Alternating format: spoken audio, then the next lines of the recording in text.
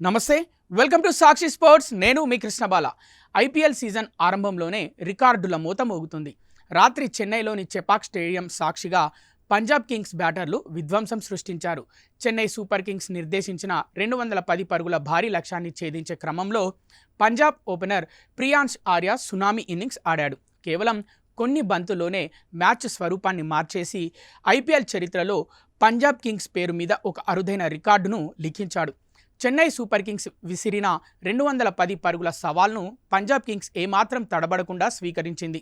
పంజాబ్ యువ ఓపెనర్ ప్రియాంష్ ఆర్య మొదటి ఓవర్ నుంచే ఆకాశమే హద్దుగా చెలరేగిపోయాడు. ఇన్నింగ్స్ మొదటి బంతికే 4 కొట్టి ఖాతా తెరిచిన ఆర్య రెండో బంతికే కళ్ళు చెదిరే సిక్సర్ బాదాడు. స్టేడియం నలుమూలల బౌండరీల వర్షం కురిపిస్తూ చెన్నై బౌలర్లకు చుక్కలు చూపించాడు. కేవలం 11 బంతుల్లోనే 3 4లు, 4 సిక్సర్లతో 350 పరుగుల కంటే ఎక్కువ స్ట్రైక్ రేట్తో 39 పరుగులు చేసి అందరినీ ఆశ్చర్యపరిచాడు. దురదృష్టవశాత్తు హెన్రీ బౌలింగ్లో క్లీన్ బౌల్డ్ అయి హాఫ్ సెంచరీ మిస్ చేసుకున్నప్పటికీ అప్పటికే పంజాబ్కు అదిరిపోయే ఆరంభాన్ని ఇచ్చాడు. ఈ మ్యాచ్లో పంజాబ్ కింగ్స్ బ్యాటర్లు కేవలం 3.2 ఓవర్లలోనే అంటే 20 బాల్స్లోనే జట్టు స్కోరును 50 పరుగులకు చేర్చారు. ఐపీఎల్ చరిత్రలో ఇది అత్యంత వేగవంతమైన టీమ్ 50గా రికార్డుల్లోకి ఎక్కింది. 2011లో ముంబై ఇండియన్స్పై రాయల్ ఛాలెంజర్స్ బెంగళూరు కూడా సరిగ్గా 20 బంతుల్లోనే 50 పరుగులు పూర్తి చేసింది. ఇప్పుడు ఆ రికార్డును పంజాబ్ సమం చేయడమే కాకుండా చెపాక్ స్టేడియంలో ఫాస్టెస్ట్ టీమ్ 50 కొట్టిన జట్టుగా సరికొత్త చరిత్ర సృష్టించింది. ప్రభ్ సిమ్రాన్ సింగ్, ప్రియాంష్ ఆర్య జోడీ మొదటి వికెట్కు కేవలం 4 ఓవర్లలోనే 61 పరుగులు జోడించి విజయానికి బాటలు వేశారు. Chennai super Kings home ground అయిన ఎంఏ చిదంబరం స్టేడియంలో సాధారణంగా స్పిన్నర్లకు అనుకూలిస్తుందని పేరుంది.